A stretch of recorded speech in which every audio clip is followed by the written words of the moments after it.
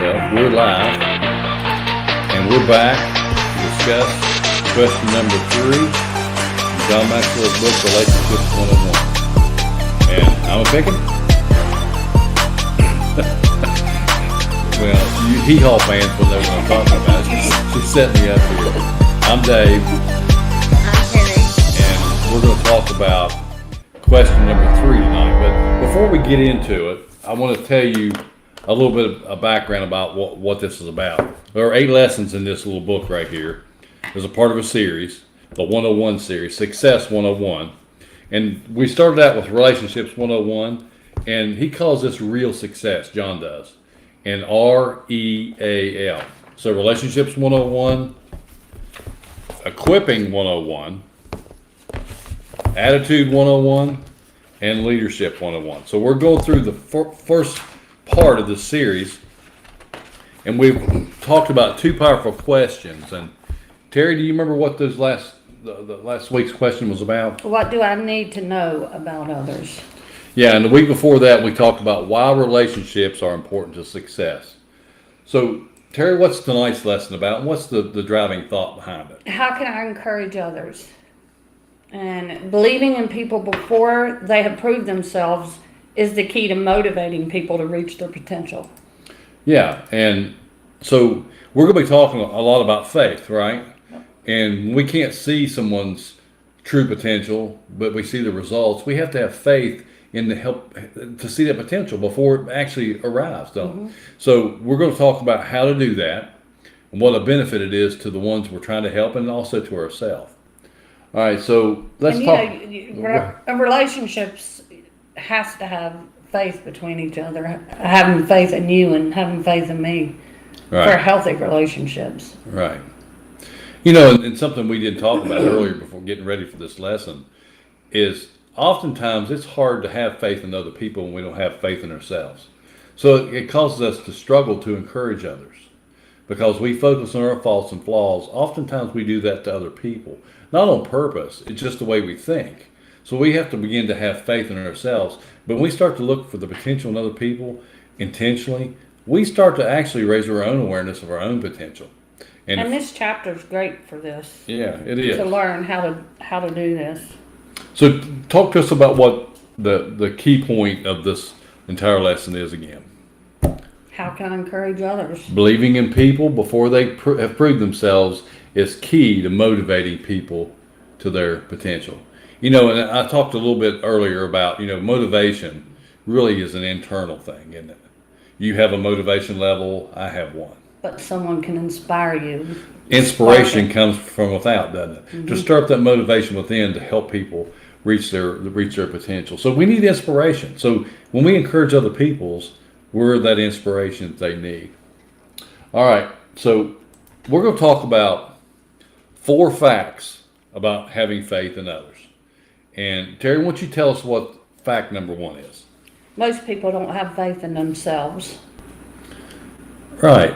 I would say some people don't. I don't know if I'd say most. Yeah. You and I talked about this, and you made a good point. That maybe it's not most people don't have faith in themselves. But I think it's probably more people don't have faith in themselves than they actually do. So we can say many people don't have faith in themselves. And everybody's human. There are times that we get down on ourselves. We go through slumps, even if we're positive, self-motivated, and actually operating at a level of success. There are dark times when we kind of get down on ourselves, and we need someone sometimes to come by and say something positive to encourage us, no matter how successful we are. We're all human. We're all in this together. Yeah. All right, so it's difficulties seldom defeat the people because we all have failures. It's really the lack of faith in themselves that stop them. We have this failure, and when we stop, we have lack of faith to move forward, don't we? What was you going to say? I was saying it makes it very difficult to move forward. Yeah. Almost impossible for some. It paralyzes it. Have you ever been paralyzed because of a lack of faith in yourself or anything? I'm sure I think everybody has it. And when you look back on it, you think, man, I got through that if I just had enough faith to do it. So someone said something, you found it within yourself, you got inspired, and you moved forward. All right, what is the second fact about having faith in others. Most people don't have someone who has faith in them. Yeah. So again, we can change many, Yeah. that the many, but I think it's more accurate than we think. So in this chapter, John made a good point. He said 90% of the prisoners in prison, Have Or been the- told those are going to go to jail. yeah, they had it spoke into them. I mean, we look at their failures. Maybe they stole something or committed a crime, and maybe they did it more than once. And people would look at them and say to them, "You're a criminal. You're going to go to jail." And they really didn't help motivate them to do anything better. So, and we talked about this too. Too often, we take someone's behavior that they're doing or have done, and we help form their identity out of that behavior. So By when- our words. by our words. So when someone steals or lies or cheats, we call them a cheater or a liar or a thief. And we do that oftentimes, and not always out of anger or to put them down, but we unintentionally label them with a label. Yeah, and like Proverbs 18 said, it tells us our words can either build someone or they can tear someone down. Yeah, So we got to be wise about, the words that we speak to others. very careful. And it's in conventional thinking says if you lie, you're a liar. If you steal, you're a thief. Well, I understand that rationale and reasoning. But when we do that, we're focused on that behavior rather than their potential. And I heard someone say the other day, and it was great. She said, you're the highest being on planet Earth. You're a spiritual being, having a human experience. And you're a child of God. That's your identity. That's who you are. And she said, maybe you procrastinate. She said, you're not really a procrastinator. She said, you are a spiritual being who has the habit of procrastinating. So we may have habits, but those habits don't define us. Now, they may define our future as far as what outcome and consequence we have, but it really doesn't define who you are at your core. And at your core, between there and your success is your potential.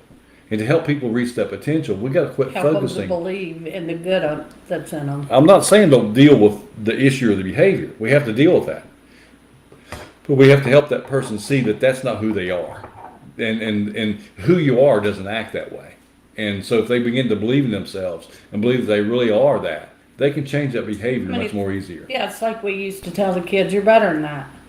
Right, yeah. You're better than that. That's not who you That's are. not who you are. And and of course, I'm going to get personal here a little bit, but I remember you having a discussion with our daughter. She's going through this difficult time, her teenage years, like all teenagers do.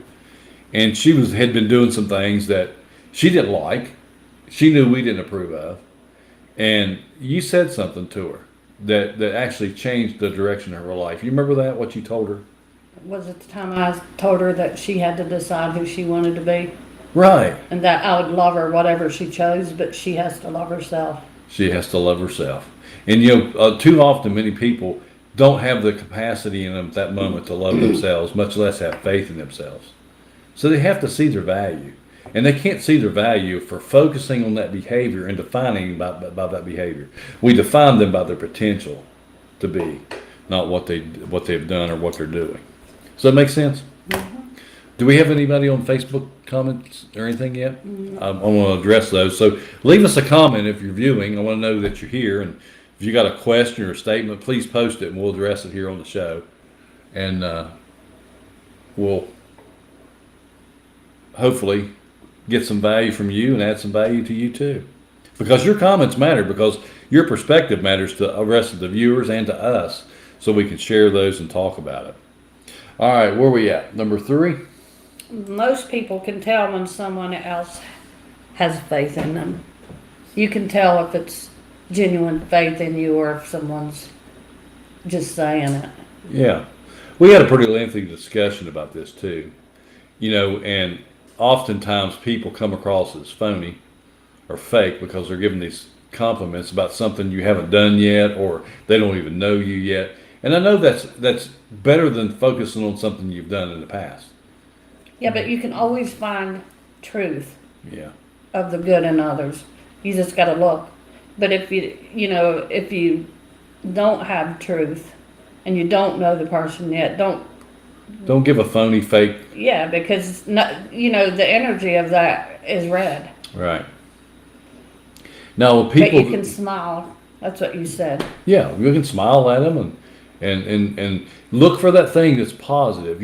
We talked about, some of our relationships are more personal. We know people better and we can see their potential, maybe whether they're living up to it or not. Yeah. But you meet a stranger out in the restaurant or in the store somewhere, and just to walk up to this person and give them a random compliment, it's not going to go very far, is it? It's not really going to, it's actually going to make you look like a fake. Or somebody, Mr. Sunshine, who's not really genuine. Unless you see something that is true. Right. Like if they're doing a good job, you can tell them you're really doing a good job. That's truth. Right. And we got to look for those things, don't we? Because we can always find people doing a bad job. Yeah. I've gone to the store and I see kids on their cell phones. I'm thinking, man, they're not paying much attention to the customer or anything. And I had a background in retail, so that stands out to me. But I'm trying to learn how to find people doing the right things and acknowledge them for it. For instance, if someone's on the parking lot gathering buggies and they might be deadheading around, well, it's kind of hard to find something positive to say to that person then. But if I'm intentional about adding value to that person, I can watch that person and catch them doing something right. Yeah. Maybe if they stop and load some groceries in someone's car and smiles at them, I can point that out and say, man, that's a good job. I bet they really appreciated that. And I've seen you do it in restaurants when you've walked in and someone might be in a bad mood or whatever, and I've seen you point out positive things about their appearance or something they've done to get that smile on their face. A lot of times, instead of making a judgment, sometimes they're going through something. Right. Sometimes they're having a low day. Yeah. And so instead of us getting upset because we're not getting service we think we should get, Yeah. we should, consider what they might be going through. The bad service is pretty evident. Yeah. And most of the time that person already knows they're giving bad service. So to point that out doesn't really help that person, especially if they don't know you. And you haven't added any value to them yet. But I've seen you go up, even when we're having bad service, and actually give someone a tip. And I was really impressed by that. And say, man, I really like your hair or your makeup. It's pretty. And they would change. And then we'd walk away and we'd watch them. They were treating the other customers even better. Yeah. So you lifted them with that positive encouragement, which made all the difference, not only for her, but the 2 or 3 customers that came behind us. You added value to more than one person. All right, let's talk about the 4th fact about having faith in others.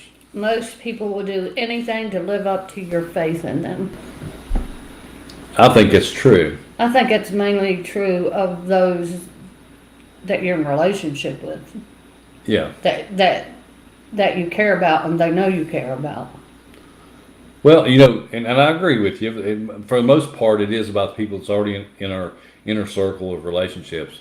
But I've actually paid a compliment to someone at the store, and most of the time, I can't really see where the customer service is great. But if they see me, their demeanor changes because I paid them a compliment the last time, and their service will improve right at that moment. That might change later, Yeah. but continual reinforcement of that positive, looking for because what gets rewarded is actually what gets repeated. So when we reward good behavior with a smile or a compliment, it's more likely to see that happen more and more into the future. So people need that. Suicide rate is up tremendously with everyone, but radically so with children, teenagers, and even down into grade school. And we don't know what they're dealing with.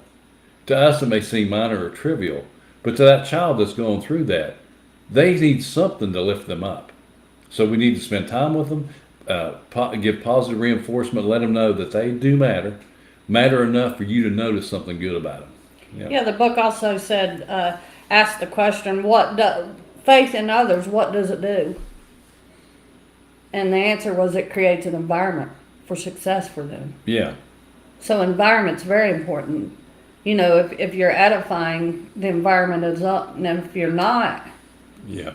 and you're tearing down, then that environment ain't so good to thrive in. Right.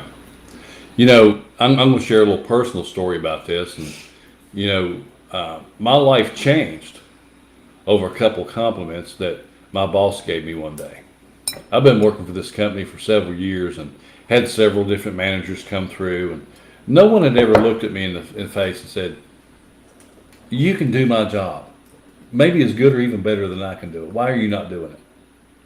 And it was a year and a half later before I stepped up and moved into that position. But I thought about what he said for that whole year and a half. It gave me the faith and the confidence to break out of my cycle of what I was doing. He'd come to me and said, "Why are you working 3 jobs?" I was working for a couple of vendors, working at the store, and I told him I was trying to earn some extra money. And he said, "Well, why don't you focus on one job and get a promotion and make the money so you can focus on one job, make your life easier." And he said, "It'll also make your life better. Your quality of life will change." Well, like I said, a year and a half later, man, he kept. You hadn't even considered I hadn't that, considered really. it. I didn't know. Anybody thought I was capable, and I didn't know really deep down if I was really capable. But we'd spend time together, just personal conversation. We like to work out at the gym, and we talk about those kind of things. And he'd say, "Hey, you want to do the Saturday night report this week?" Well, that was a management job. And I said, "Well, I'll try." And he said, "I'll show you how to do it, and I'll coach you on the phone. You'll be fine." And I did it. So he started getting a Saturday night off once in a while. That rewarded him, but it also gave me experience and confidence in myself and the faith that he had faith in me. And then it was, "Hey, have you seen the sales lately? How's your department doing?" And we'd compare sales, and he'd say, "What kind of goals can we set?" And every week and every day, almost every day, we had a conversation that he was building my faith and confidence because he had faith in me. He saw something in me I couldn't see. And so actually, his name was Mike Martin, and I want to give him a shout out if he's watching or if anybody knows him. Let him know that his positive encouragement changed my life. I wouldn't be sitting here doing this right now, sharing this with other people, if I didn't believe what I'm saying is true. He changed my life. So be that life changer. All right. Before we get into the next phase of this, we're going to share a system with you to help you become an encourager. And it's an acronym based off of the word believe. BELIEVE. I did spell it right? Yeah. So, but before we do, remember this. Not everyone has had the privilege of having a positive upbringing or background. There's a lot of people who's had that encouragement in their life, but most people probably have not, to tell the truth. And it will take work on our part to find the good in them, draw it out, and focus on it. It's got to be intentional. It's got to be intentional. We've got to look for it. Sometimes it's hard. Yeah, we get too busy in our lives and we don't even recognize or see the gifts in others. Right. We're so wrapped up in our lives and our busyness and. Yeah. I don't necessarily like people to like me so much. I mean, I don't want people to dislike me, but I like it when I've encouraged someone and they look to me for more of that encouragement. So it's very rewarding. We take the time to find something good in that person, because you know what? We don't know that maybe they're contemplating suicide or walking out on a marriage or just walking off and quitting completely, when maybe one time we can just look at them and say, "Hey, I believe in you, man. You can do this. It can change a life." All right, so we're going to use BELIEVE for an acronym to give you a system. So if you got a pen and a paper, as a matter of fact, I forgot to tell you, but you can get a free copy of the discussion guide that you can follow along with us each week. It's a free PDF copy. Just go to the web address that you see on the screen. It's on the home page. Give us your name, go straight to the document, download it, and have it. But for tonight, we're going to, let me get back here where I'm supposed to be. Matt Beavers and Patterson Knighton are. All right. Well, welcome to the broadcast. We hope we're adding some value to. We're really excited that you tuned in tonight. Now, so we're going to start with B in the acronym. What does B stand for, Terry? Believe in them before they succeed. All right. Believe in them before they succeed. Everybody has seeds of greatness. We just have to water them. Yeah. Yeah, I like what Pastor used to say, and my pastor, Stuart Farley, and he's added so much value to me because I've watched his life. He's an encourager. Yes. And he said, that we walk through life with two buckets. We have a bucket of gasoline and we have a bucket of water. He said it's up to us how we use those. When we use gasoline to ignite a fire in someone, we find their passion, we find their talents, we can put some gasoline on it and keep it building and growing. Or we can take that bucket of water and we can be that discourager to find fault and throw that water and snuff that fire out. Mm-hmm. It can be used vice versa either way. We got to realize we have the power to encourage or discourage with our very approach and our faith in other people. So let's talk about Terri. E. Oh, I'm getting ahead here, ain't I? Yep. E. Emphasize their strengths. Help people believe they have what it takes to succeed. Have you ever noticed that sometimes, both of us do, one-on-one coaching and team coaching, but have you ever noticed that when you ask someone what their strengths They are, don't know. A lot most of them don't know. Yeah. So sometimes just asking the question, what's your strengths at? Help them to begin thinking, open up their minds to study themselves. Yeah. And when they do, if they stay with it, they realize they do have some skills and some strengths.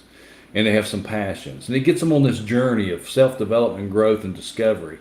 So sometimes just the right question at the right time is all it takes to get someone encouraged, isn't it? It's like that one time someone asked us to write 100 things. Yeah. That was almost impossible. So actually what I do with the ones I have, I tell them name 10. Yeah. Then we can, but 100, when you haven't even realized your strengths is... Well, think about it this way. If you ask them to write 100 and they can only come up with 50, that's quite a bit more. Than they knew from the start. So get them started on that journey by giving them encouragement. Let them know that they have strengths. Maybe they haven't discovered them, and help them discover those strengths. All right, where are we at now? L, list their past success. And the story was talking about David and Goliath. Okay, you want to tell her or you want me to tell her? You can tell it. Well, in the Bible, King David, most of us know the story about David slew the giant Goliath. And the story goes that he's just a teenager. He came out of the fields. He'd been tending the sheep. And he was taking some food to the men of the army and his brothers.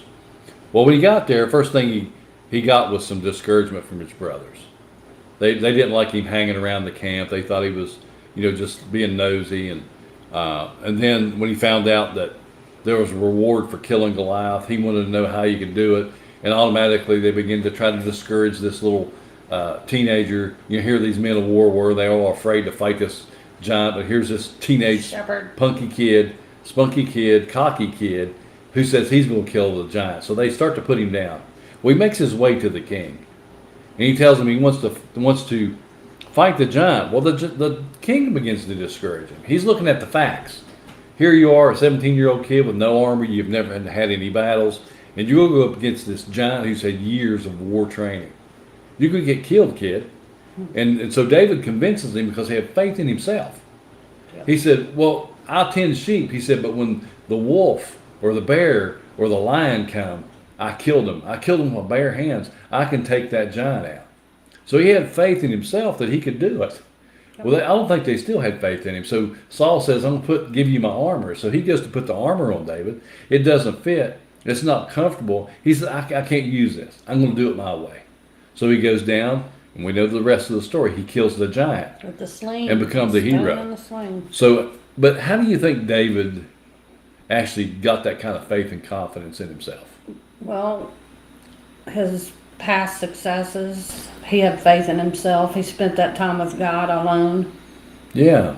So he drew on his past successes because that time with God himself, he didn't have all these words of discouragement coming at him from his brothers and the different ones. He's out there alone with the Lord and his past success.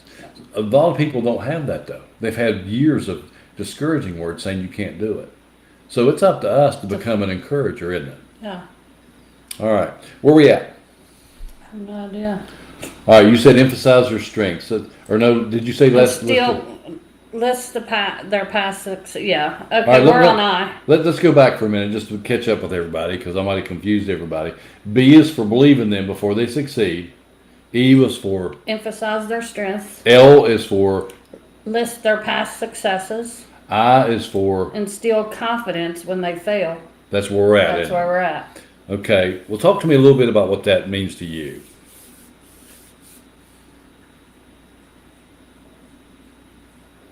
Well, I mean, everybody fails. Mm-hmm.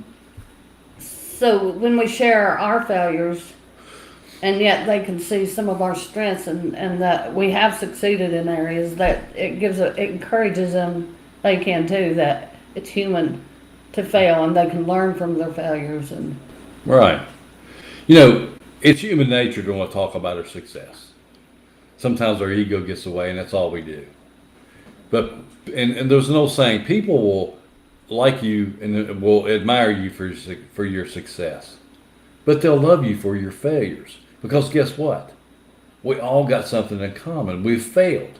So when someone's in this state of trying to overcome failure, and you, with your success now, can share your failures and how you overcome them, that makes the connection.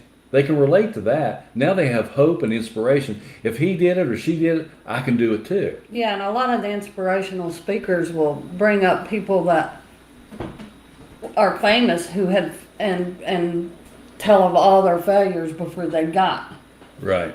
there. No one ever was born and went straight to success. Now, people have been born and went straight to being lucky or fortunate, but without some failures to temper that success and help us to deal with the everyday life, that success is an illusion, isn't it? And maybe it was just a gift, but we've got to learn how to deal with failure so we can overcome those things and become stronger and maintain that success, isn't it? All right, so E. Experience of wins together. What do you think he means by that? Put them in a position to succeed. Don't have them doing things that they have never done and they're not familiar with, because chances are they might fail, Yeah. and that won't build them. So start out by giving them things that they'll be able to succeed in, and then you can build. Right. Now, let's get some clarity here, because I hear you and I understand where you and I have been talking from. But do you not ever put someone in a place where they can risk having failure? I mean, can they actually be stretched if they don't learn how to deal with some failure? Yeah, I mean, I think there's a time where you have to be stretched. But you don't put them from point A to point D or F automatically, No. do we? We gradually put them in positions where they can experience that failure and overcome it. Yeah. And that's where the confidence and the faith comes from. So it's always outside of our comfort zones where we experience that growth. We get outside our comfort zone, we either run back to safety or we press on through that terror and that fear to get to the other side of it. Well, oftentimes we encounter people who are in that discomfort zone, and they got to make a decision to run back to that safety or press on. That's where we can instill faith in them. Yeah. Hey, you'll make it, and if you fail, it's okay. You can get back up and do it try again. Yeah. All right. So, V, visualize their future success. Hope is the key.